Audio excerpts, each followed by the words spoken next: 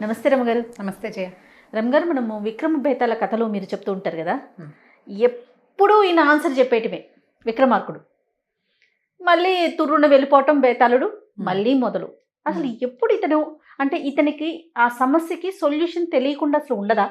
ఉంటుంది, ఉంది, ఫైనల్ది ఉంది. అదేదో చెప్పండి రమగారు. అసలు మరి చెప్పేస్తే కొత్త కథలు చెప్పనివ్వరుగా, మళ్ళీ మీరు చెప్పనిస్తారా? అవి చెప్పనిస్తాం, అదే అవి మళ్ళీ చెప్దురు కానీ ముందు అసలు ఈయనకి ఆన్సర్ తెలియని విధానం అంటూ ఉందా, అది తెలుసుకోవాలనండి. జనరల్గా సాధారణంగా సమాధానం లేని ప్రశ్నలు ఉండవు. మామూలుగా ప్రతి ప్రశ్నకి ఏదో ఒక సమాధానం ఉంటుంది, కానీ సమాధానం లేని శేష ప్రశ్నలు కొన్ని ఉంటాయి. కాదు రమ్మగారు, సమాధానం ప్రతి ప్రశ్నకి ఉంటాయి, కానీ అది సరైన సమాధానం అయి ఉండాలి కదా. విక్రమార్కుడు మరి సరైన సమాధానాలు చెప్పేస్తున్నాడు ప్రతిసారి. సమాధానం చెప్పలేని ఒక చిక్కు ప్రశ్నని సృష్టించాడు బేతాళుడు. ఓకే, నా కూతురు కూడా అడుగుతా ఉందండి, రమాంటితో ఫైనల్ది ఆన్సర్ కావాలి మాకు. పూర్వం రత్నగిరి అనే ఒక సంస్థానానికి ధర్మప్రభు అని ఒక రాజు ఉండేవాడు. ఆయనకి లావణ్యవతి అని ఒక భార్య, చంద్రావతి అనే ఒక కూతురు ఉండేవాళ్ళు.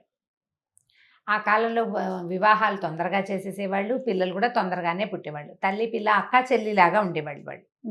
అయితే ఏమైంది, పిల్ల కొంచెం 14-15 సంవత్సరాలు, 16 ఏళ్ళు అట్లా వచ్చాక ఈ ధర్మప్రభువు మీద పొరుగునున్న రాజ్యం వాళ్ళు దాడి చేశారు. ఇంచుమించు యుద్ధం ఓడిపోయారు. ఆయన భార్య కూతురు ఆయన కలిసి పారిపోయారు రాజ్యంలో నుంచి. పారిపోయి ప్రాణాలు దక్కించుకోవాలి, మళ్ళీ ఏదో సైన్య సమీకరణ చేసుకుని మళ్ళీ వచ్చి తమ రాజ్యాన్ని ఆక్యుపై చేయాలి. అప్పట్లో అట్లా చేసేవాళ్ళు కదా. ఈయన పారిపోయి ఒక అడవిలోకి చేరారు. అయితే వీళ్ళు దాక్కున్న చోటకి ఒక చోట దాక్కున్నారు, ఒక చెట్ల కింద. కొంతమంది సైనికులు ఎవరో కనపడ్డారు. కనపడేసరికల్లా ఈయన ఏమన్నాడంటే, నేను బతికుండగానే మిమ్మల్ని నా ఎదురుగుండా పట్టుకుంటే నేను సహించలేను. మీరు పని చేయండి, నేను వీళ్ళని ఎదిరిస్తా, మీ ఇద్దరు పారిపోండి.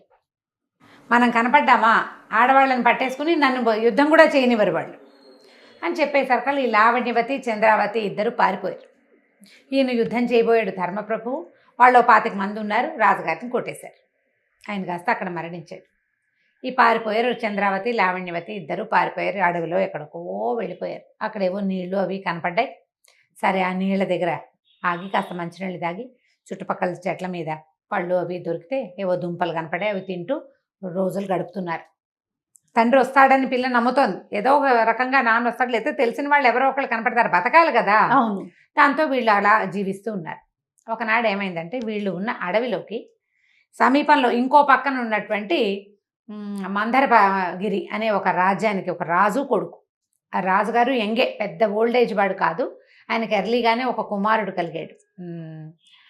చండసింహుడు సింహపరాక్రముడు. చండసింహుడు అనే రాజుగారు, అతని కుమారుడు సింహపరాక్రముడు. వీళ్ళిద్దరూ వచ్చారు అడవిలోకి. అయితే ఏమైందంటే, ఈ సింహపరాక్రముడు యుక్త వయస్కుడు అయ్యాడు. ఈయన ఏమనేవాడంటే, చండసింహుడు కొడుకుతోటి, అబ్బాయి నువ్వు ఇంకా పెళ్లి చేసుకోవాలిరా అదిరా అని చెప్పేవాడు. చెప్తే ఈ అబ్బాయి ఏమనేవాడు, అది కాదండి, మీరు కూడా ద్వితీయ వివాహం చేసుకుంటే బాగుంటుంది, మీరు కూడా పెళ్లి చేసుకోండి అని తండ్రిని బాగా ఎంకరేజ్ చేసేవాడు. నేను ఎప్పటి నుంచో చెప్తున్నాను, మనకు రాజ్యంలో బోళ్ళంత మంది కన్యలు దొరుకుతారు, మీ వయసుకు అనురూపమైన ఒక కన్యను చూసి మీరు వివాహం చేసుకోండి, అప్పుడు నేను కూడా పెళ్లి చేసుకుంటా, నేను పెళ్లి చేసుకుంటా, మీకు రాణి దొరుకుతుంది, నాకు యువరాణి దొరుకుతుందని కుమారుడు తండ్రికి బోధిస్తూ ఉండేవాడు.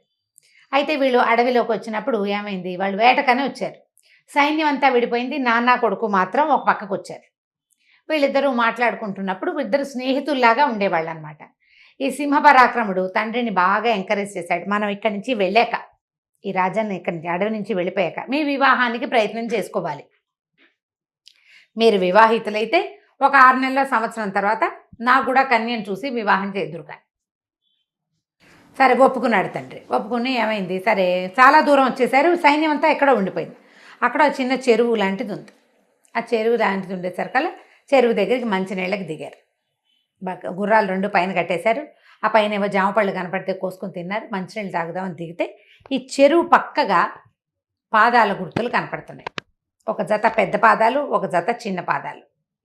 అప్పుడు ఈ సింహపరాక్రముడు చాలా బాగా సాముద్రిక శాస్త్రం చదువుకుంటున్నాడు. అప్పుడు అతను అవి చూసి, నాన్నగారు ఇవి పద్మిని జాతి స్త్రీ పాదాలండి, స్త్రీ పాదాలు, వీళ్ళు చాలా మంచి వంశంలో జన్మించిన వాళ్ళు, ఆ పాదాలలో అంటే ఇప్పుడు మన ఇసుకలో పాదముద్రలు చక్కగా వేళ్ళు అవి షేప్ నీట్గా అట్లా కనపడతాయి కదా, ఆ రేఖలన్నీ పరిశీలించాడు. అతని దగ్గర చిన్న భూతద్దం ఉంటుంది, ఎప్పుడు రొంటిని పెట్టుకుంటాడు. అది తీసి ఇట్లా చూసి వీళ్ళు చాలా మంచి మంచి వంశానికి చెందిన వాళ్ళు, తర్వాత ఏమో ఇద్దరు సౌందర్యవంతులు, అన్ని గుణాలు అన్ని మంచి ఉత్తమ గుణాలు ఉన్నాయండి వీళ్ళకి. అంటే రాజుగారు ఏమన్నాడు, తండ్రి ఎవరినో పెళ్లి చేసుకోవటం ఎందుకు రా అబ్బాయి, వీళ్ళనే పెళ్లి చేసుకుంటే పోలా మనం అనేసరికి సరే అని పెద్ద పాదాలు ఉన్న దాన్ని తండ్రి, చిన్న పాదాల అమ్మాయిని కొడుకు వివాహం చేసుకోవాలని నిశ్చయించుకున్నారు.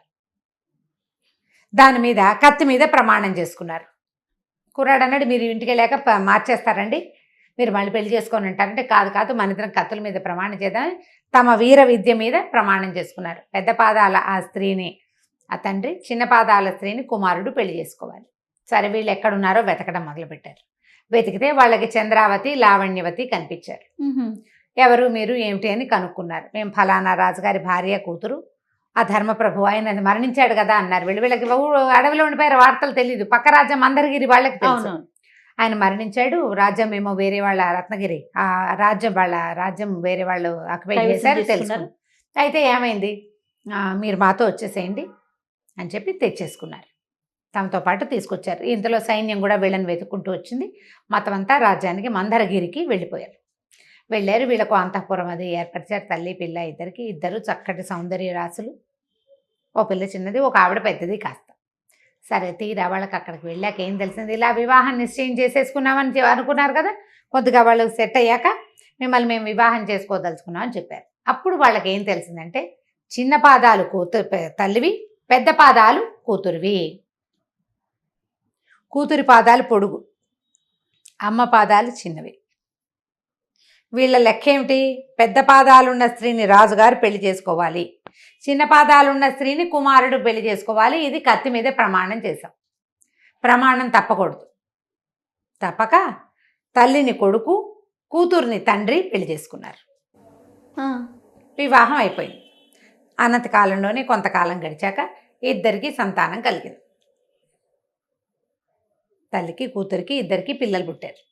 ఇప్పుడు ఈ పిల్లలు ఒకళ్ళకొకళ్ళు ఏమవుతారో చెప్పు. ఏ వరస అవుతారు? తల్లికి పుట్టిన వాళ్ళు లెక్క ప్రకారం తల్లికి పుట్టిన వాళ్ళు కూతురికి తమ్ముళ్ళు సోదరులు అవ్వాలి లెక్కకి. కానీ ఇక్కడ ఏమైంది, తల్లికి పుట్టిన పిల్లలు కూతురికి మనవలు అవుతారు. అవును, ఆ పై వరుస కూడా అంతే కదా, తండ్రి కుమారుడు. కుమారుని పిల్లలేమో లెక్క ప్రకారం మనవలు అవ్వాలి, అంతేనా? మళ్ళీ అలా కాకుండా మళ్ళీ ఇప్పుడు మరదళ్ళు అయ్యే అవకాశంగా కూడా ఉంది. మరదలవ్వాలి, బావమరదవ్వాలి.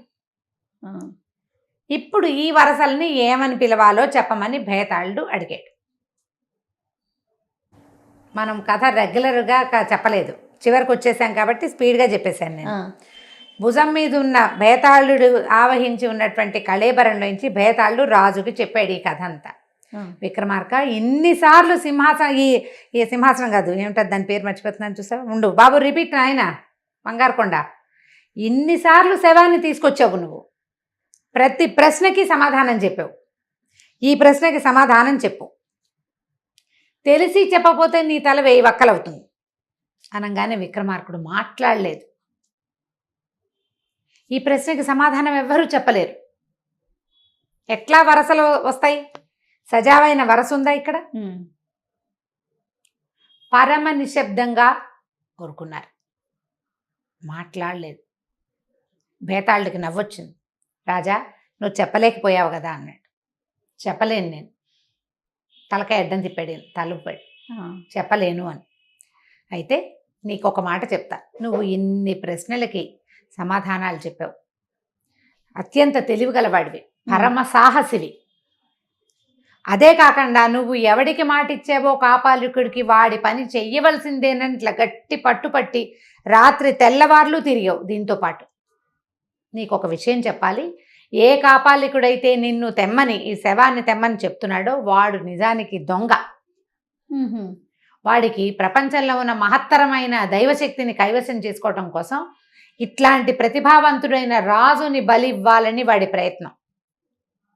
ఆ దేవి 2 నియమాలు చెప్పింది, మంత్రశాలి అయిన కాపాలికుడు కానీ పరమ సాహసికుడైన చక్రవర్తిని కానీ బలి ఇవ్వాలి అని. ఆ కాపాలికుడు తనలాంటి వాడిని ఇంకొకరిని పట్టలేడు కాబట్టి నీలాంటి చక్రవర్తిని పట్టుకున్నాడు. నువ్వు నీ సాహసం నిరూపించబడుతుంది, నీ వల్లే భేతాళుడు కైవసం అవుతాడు. నా శక్తి దైవశక్తి ఉండటం ఒక రకమైతే భేతాళ శక్తిని పట్టుకోవాలి మొదట. దానికోసం ఈ భేతాళ శక్తిని ఎవడైతే పట్టుకుంటాడో వాడు అమ్మవారిని కూడా పట్టుకోగలుగుతాడు తర్వాత మెట్టు కింద.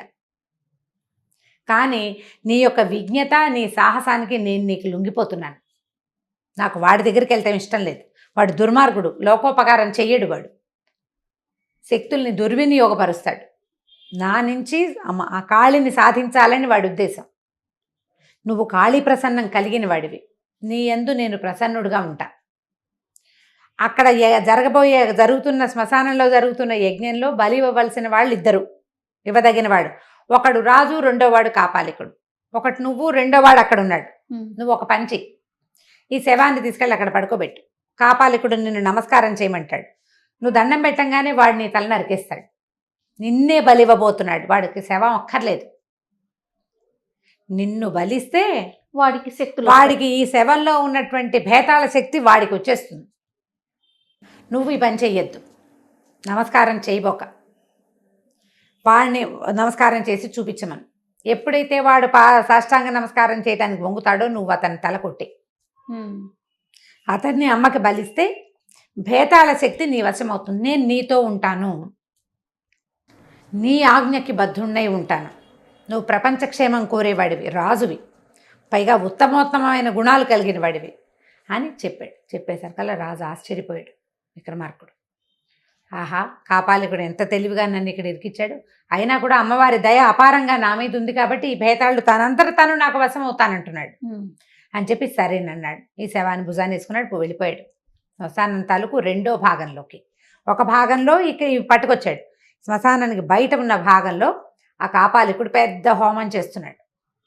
కోడిపెట్టలు, మేకలు, గీకలు, నిమ్మకాయలు, వేపండలు, చాలా రకరకాల పరిచిన ముగ్గులు, ప్రచండంగా ఒక పెద్ద హోమకుండం. ఆ హోమకుండం దగ్గర ఏదో పూజ చేస్తున్నాడు అతను. అప్పుడు ఏమైంది, ఈ వెళ్ళంగానే బాడీని తీసుకెళ్ళి అక్కడ పడుకోబెట్టాడు. ఆయన మెచ్చుకున్నాడు కాపాలికుడు. అబ్బా విక్రమార్క, నువ్వు ఎంత గొప్పవాడివి, ఎంత సాహసివి. నీలాంటి వాడితో కలిసి ఇలాంటి శక్తిని సాధించడం నాకు చాలా పరమోత్కృష్టంగా, అద్భుతంగా, ఆనందంగా చాలా ఉన్నాయి. అవన్నీ వచ్చేసిన ఈ భావాలు. ఈ యజ్ఞకుండానికి దండం పెట్టు, నమస్కారం చెయ్యి. యజ్ఞశక్తి, యజ్ఞలో వచ్చేటువంటి యజ్ఞదేవత నిన్ను, నీ రాజ్యాన్ని కటాక్షిస్తాడు అని చెప్పాడు. చెప్పేసరికల్లా ఈయన వంగిట్ల దండం పెట్టాడు. అట్లా కాదు, సాష్టాంగం చేయమన్నాడు ఆయన. ఈయన ఏమన్నాడు, ఎప్పుడూ నేను సాష్టాంగం చేయలేదు, నాకు చేత కాదు. సాష్టాంగం ఎలా చేయాలో గురుదేవా మీరు చూపించండి, నేను చేస్తానన్నాడు. ఆయన ఇంతేనని ఈయన నేల మీద పడుకుని పొడుగ్గా కాళ్ళు చేతులు చాపి తల కిందకి పెట్టంగానే ఇతను ఏం చేశాడు, విక్రమార్కుడు వరలో ఒక కత్తి ఉంటుంది, ఆ కత్తి తీసి టాప్ అని ఆ కాపాలికుడు తల నరికేశాడు. నరికేయంగానే ఈ శవంలో ఉన్నటువంటి భేతాళ్ళు నరుస్తూ ఇట్లా బయటకు వచ్చేసింది. ప్రచండమైన శక్తి బయటకు వచ్చి నుంచుని, విక్రమార్క, నీ సాహసానికి మెచ్చుకున్నాను, ఈ రోజు నుంచి నేను నీ సేవకుణ్ణి అని చెప్పి ఆ భేతాళ శక్తి, నువ్వు ఎప్పుడు పిలిస్తే అప్పుడు వస్తాను నేను. ఇంత యజ్ఞం చేసి ఇట్లా బలిచ్చిన వాడికే కైవశం అవుతుంది. నిజానికి యజ్ఞం అంతా కాపాలికుడు చేశాడు. అవును, చివరి బలి సంహారం మాత్రమే ఈయన చేసింది, బలిహరణ మాత్రమే చేశాడు ఈయన, అంతకంటే ఇంకేం చేయలేదు కదా. అయినా కూడా ఇతనికి ఆఖరి పని ఎవరు చేస్తారో వాళ్ళకి సిద్ధిస్తుంది అది అని చెప్పి భేతాళుడు గాల్లోకి ఎగిరిపోయాడు. ఆ డెడ్ బాడీ అక్కడే ఉండిపోయింది.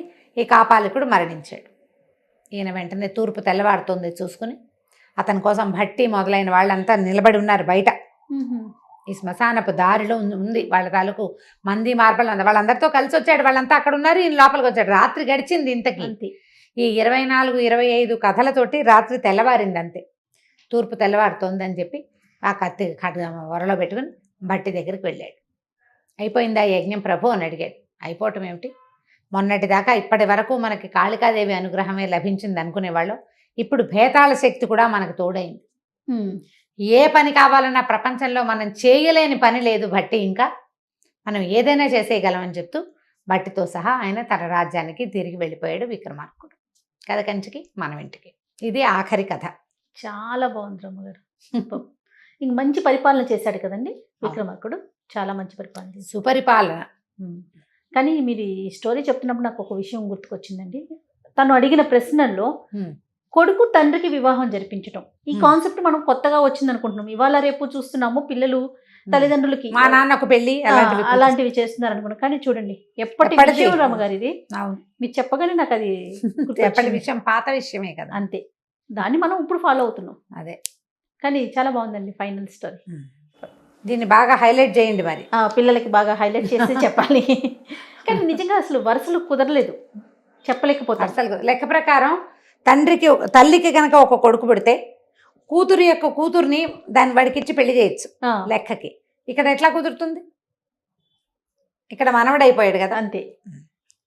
చాలా బాగుంది రమ్మగారు. నమస్తే అండి. నమస్తే జయ. ఈ వీడియో కనుక మీకు నచ్చినట్లయితే లైక్ చేయండి, షేర్ చేయండి. మరిన్ని ఇంట్రెస్టింగ్ వీడియోస్ కోసం మా ఛానల్ని సబ్స్క్రైబ్ చేసుకోండి.